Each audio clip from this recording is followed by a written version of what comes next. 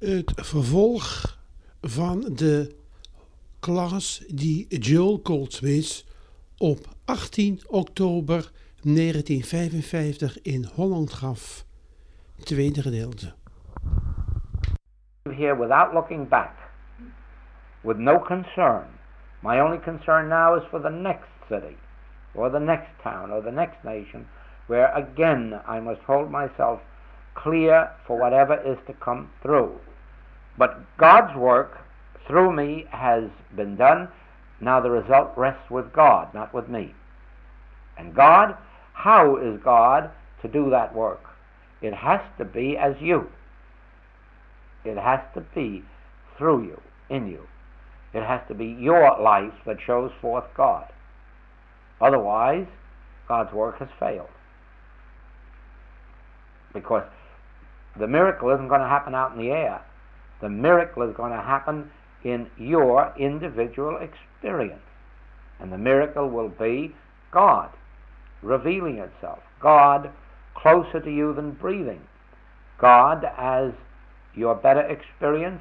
God as bringing another section of the world into a worship of one power. Now, each book then has some central theme.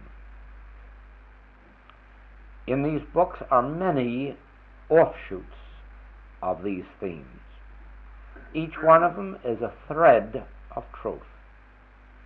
As we learn them one by one, practice them, utilize them in our experience, we are developing a spiritual consciousness. When the moment comes that that consciousness has evolved, from then on, we do not live our own lives anymore. It functions and lives our lives, and then it determines whether you're in this place or that place, whether you talk to this group or that group, whether you go healing here or running a business here. It then determines at what level it will function through you, but you find yourself living a life of less responsibility, of less anxiety, less fear, less concern, because now you begin to perceive the truth. I live, yet not I. Christ liveth my life. In other words, Christ, the Son of God, is my real life. And now the government is to rest on its shoulder. And so as we awaken in the morning, we turn to it in that realization. This is your day. This is your life. This is your business. This is your ministry. And I'm your servant. So let's get together. And then, as you face your day with these different truths, you will find that always this presence will make itself so clear that you'll know what to do and when to do it and where to do it. Oh, in the early stages you make mistakes. If you don't, I did. But as a rule, we make lots of mistakes because we do not rightly hear or interpret the Word or the Spirit. But of this you may be assured, no harm will be done. Never fear to make a mistake. Never. Never be afraid to make a mistake, because it will correct it before any great harm is done. Never. Obey your highest impulse, and then if for any reason it turns out that you've misinterpreted it, it will correct it before any damage can be done. Well, that is the part that concerns the letter of truth. That is one half of our message. The other half of our message concerns the spirit of truth, or the consciousness of truth. And it is this second half which accounts for whatever measure of success comes into our life through this message. The first half only leads to the second half. It's the second half that really brings the success. In other words, Now that we know, I'm assuming now, I'm going ahead a year from now, and I'm assuming that we now know that there's only one power, and so that there's no use of going to God to get him to do something for us. Whatever God's going to do, he's already doing, and we just leave him do it. We know now that there's only one power. And we know also there's only one law. So we've lost all fear now of material law, mental law, even legal law, because we have complete confidence now in Spirit, God, as the lawgiver and the law. And we have learned too in this year that Christ is individual identity, yours and mine, his and hers, saint and sinner, so that we have learned in this year to consciously look about us in our families, in our marketing, in our shopping, in our business life, in our professional life, and learn not to judge people by what they appear to be outwardly, but to have a secret place within us wherein we look at each other and realize, just think, there is divinity. There is the very Christ of God. Sitting behind those eyes is the very Christ of God. The soul of God looks right out from those eyes. Now that was part of our lesson last night of the 9th commandment. Never bear false witness against thy neighbor. And any time you say your neighbor is a human being, even a good one or a healthy one or a wealthy one, you are bearing false witness. You are only bearing witness to truth when you say of your neighbor, he is the son of God, or she is the daughter of God, the child of God, and we are of the household of God, all one, heirs, joint heirs with Christ and God. Then are you bearing witness to spiritual truth, and you will find that it will take less than 1 week for the people of this world to change their attitude towards you. The very moment that you stop seeing people as human beings and have a feeling inside of you, oh, this one is hasty and temperamental, or oh, this one is never polite or considerate, and oh, this one is always this or that. The moment you give that up and abide in the realization that the soul of God looks out of every pair of eyes, it will be less than a week until you will find people responding to you in a different way. The tradespeople in the stores, the customers you do business with, the people that you contact in your profession or art or home, all of this will be different when you are not seeing them as male or female, as good or bad, as rich or poor, high or low, when you are witnessing each as the Christ of God. Even animals will respond to it, and the minute you appear, they'll come running right up to you, knowing you're going to pat them. They know that right away, because they have felt that in you. Animals and children feel it more quickly than adults, because adults, as a rule, have a mental guard up, and it's hard to get behind that. Everyone has a mental wall up and saying, this is mine, don't come too close. But children and animals do not have that.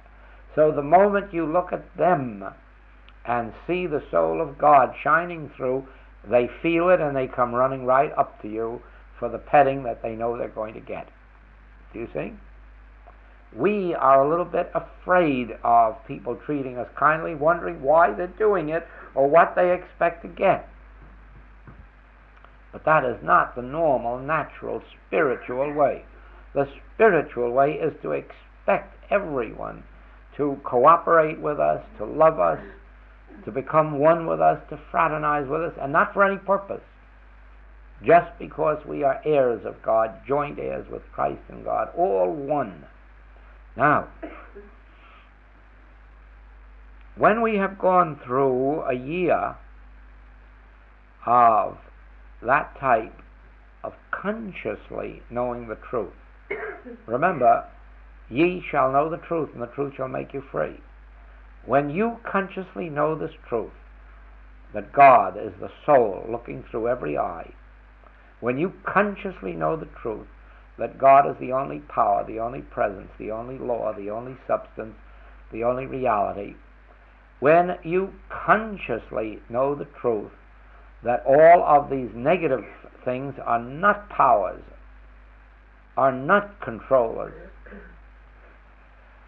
then you pass to the next step, when with that as a foundation, you live in and through the Spirit. And that takes itself in this form. At this very moment, I have not a desire in the world. I do not have a want. I do not have a need of any kind. At this very moment, I am completely fulfilled. That is, I have a healthy body and a healthy mind, and I have enough money to last me till tomorrow, and I'm in a comfortable room, and I'm with friends. So at this very moment, my life is complete. It is perfect. Nothing could be added to it. I wouldn't know what even to pray for that could add to the fullness of my life at this minute. Do you see that? That is where I am at this minute. I am completely fulfilled in God. Now then, where do I go from here? Well, I'll tell you where I go from here.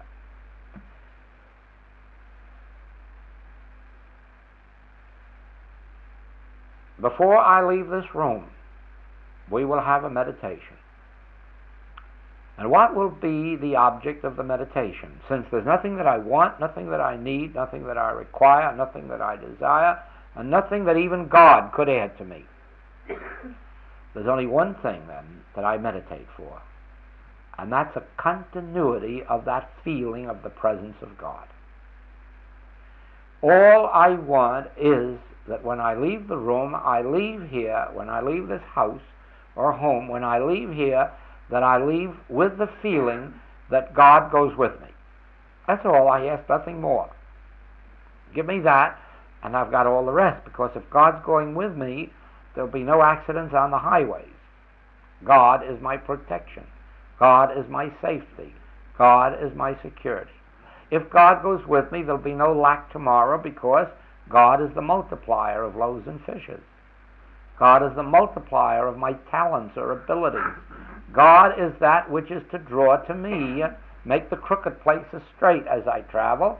God it is that is at this very moment arranging the next classwork, not only who's to be there, but what's to be said. All that is taking place as long as I have God here with me. Do you see that?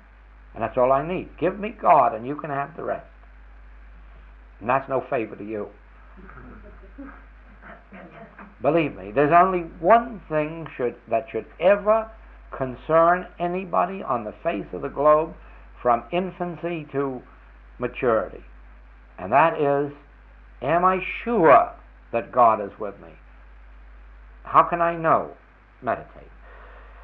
And sooner or later the feeling will come. Oh, it'll come with a deep breath, or it'll come with a realization, or it'll come with a weight falling off the shoulders, or it'll come with a passage of Scripture, or it'll come with a touch on the shoulder. God will find some way to let you know that He's closer to you than breathing and nearer than hands and feet, and that's the only demonstration you want.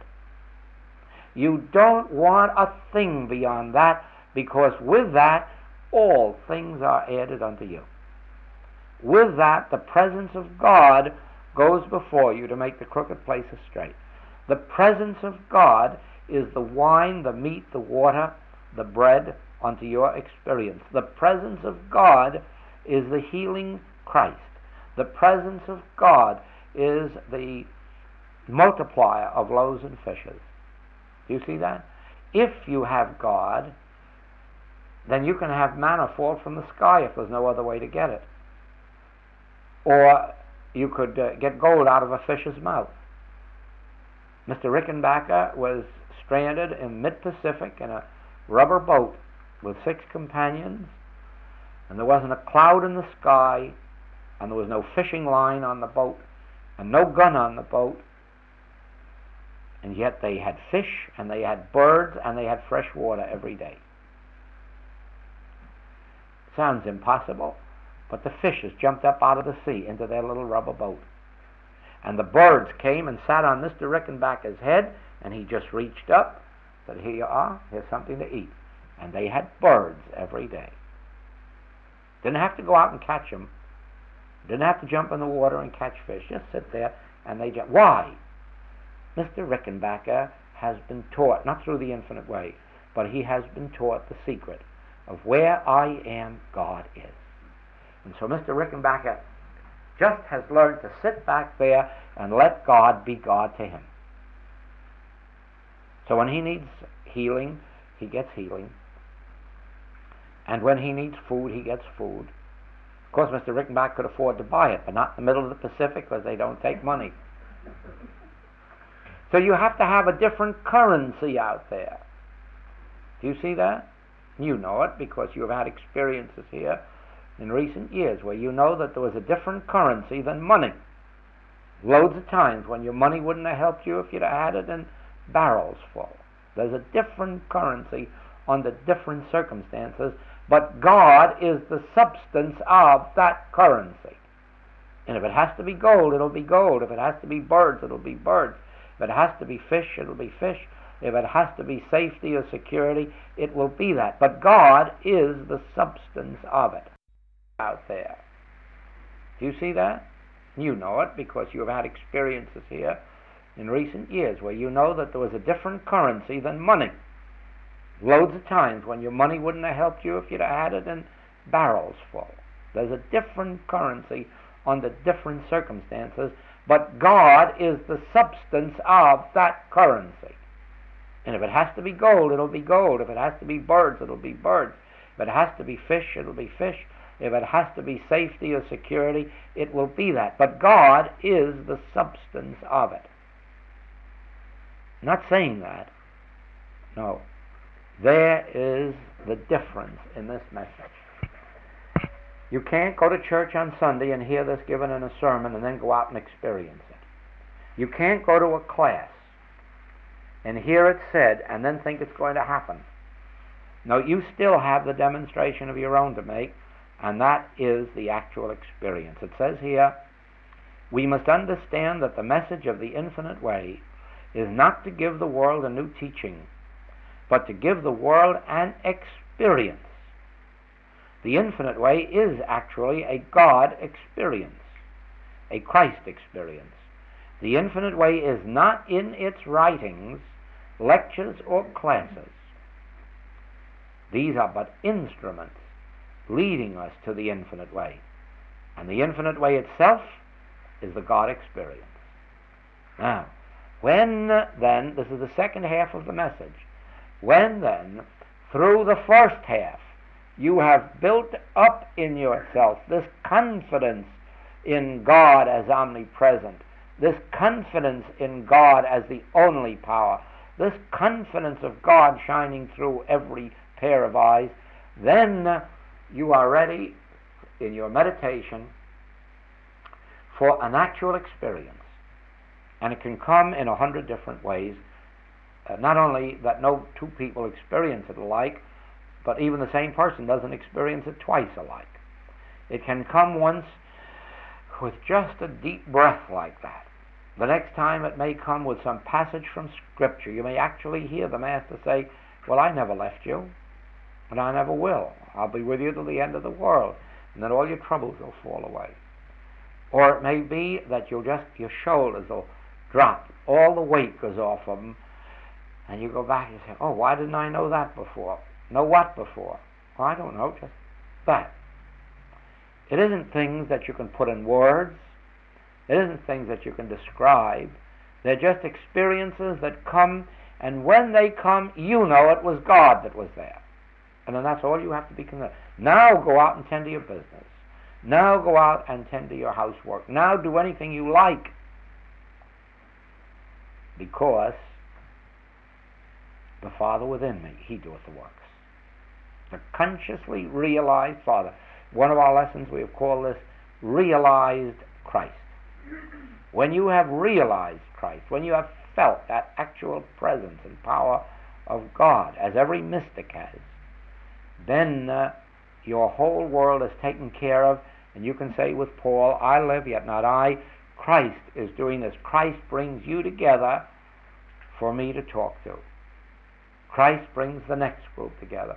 Christ goes before me to prepare every step of the way. Christ gives us this in a British edition, and then the next year an American publisher says we want it too.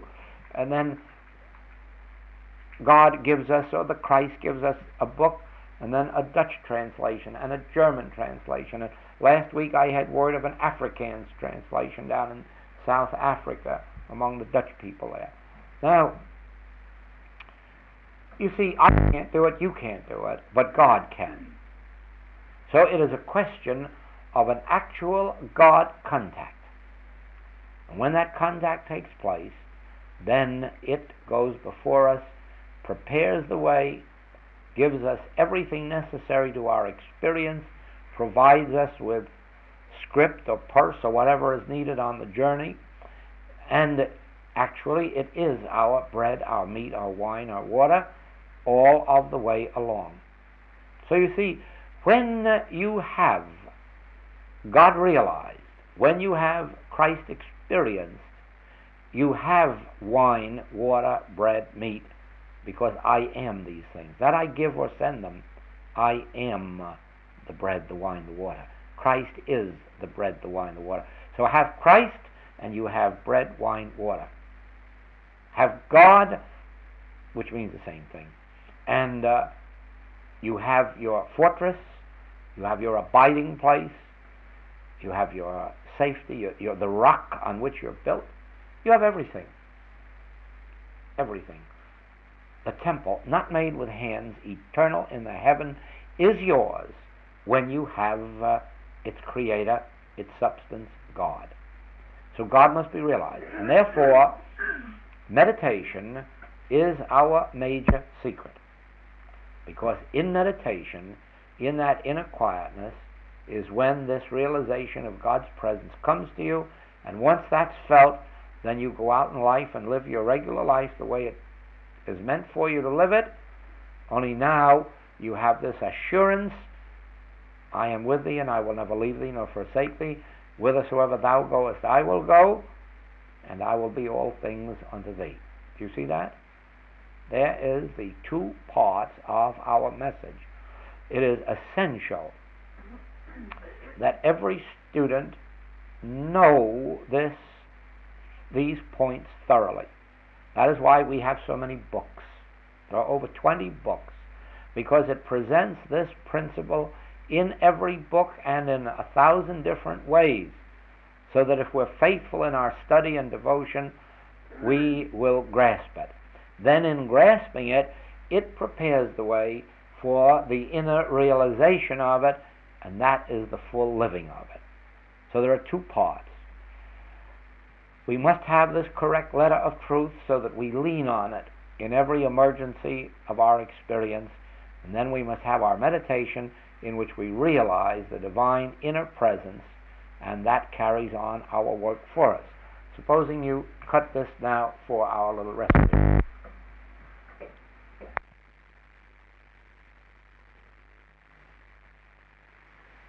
Every time you meditate and make contact with God,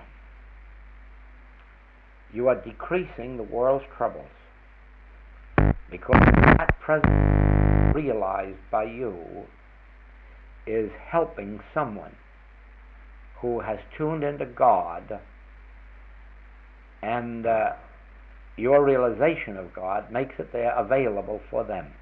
It may be a member of your family, it may be a member of your community, or it may be some stranger that you'll never hear about. But you couldn't have God here without God benefiting you. So every time I realize the presence of God, you benefit by it. because where the presence of God is, there is light. And if you have any darkness, it'll disappear in that light. And so you couldn't possibly have a realization of God there without it blessing me and each other, because the presence of God there has just as much of blessing for me as the presence of God here has a blessing for you. Do you see that? The secret is realize God's presence.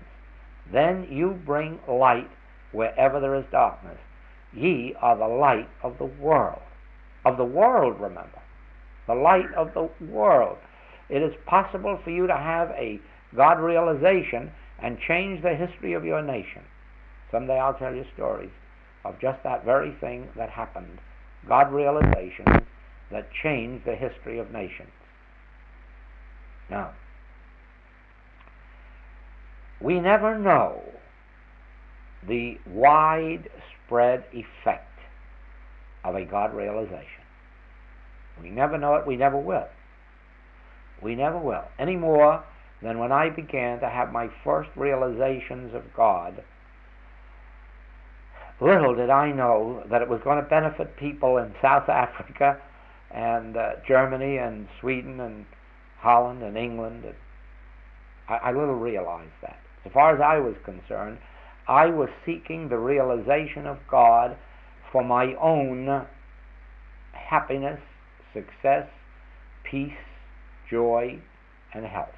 That's what I was seeking it for. And I found it. Now look what it's done. That realization of God's presence has virtually gone half around the world, and many, many people can testify to healings and comfortings and supply that has come to them through contact with this message. Now then, the presence of God is no respecter of persons. It knows nothing about anyone called Joel Goldsmith. Not a thing. When anyone realizes the presence of God, they become the light of the world. And they have no idea how far-reaching that light may be. It may not always come forth as another religious teaching, but it can come forth as a piece of art or music or literature that will lift the consciousness of the world. You see, the world needs more things than just physical healings. It needs more things than just a little extra supply. This world needs the hyacinths, you know. If you have 2 pennies, 2 loaves of bread, sell one, and with a penny that you get for that one, buy a hyacinth for the soul. And so it is. We need more than bread. We need hyacinths for the soul. And those hyacinths can appear as flower gardens or pieces of literature or music or art. And so it is, to each one is given some spiritual capacity made evident in human terms to lighten the burdens of the world, take away the troubles of the world, and comfort the world. The Christ is a comforter as well as a multiplier of loaves and fishes. It is a comforter as well as a healer. And so it is that we have no idea what happens in the world when we have a conscious realization of God's presence. We do not know who is benefited, who is drawn to us, or who is drawn to God. You see, because in the last analysis they don't stay with us very long, but they do go off and find their life in God and their way in God.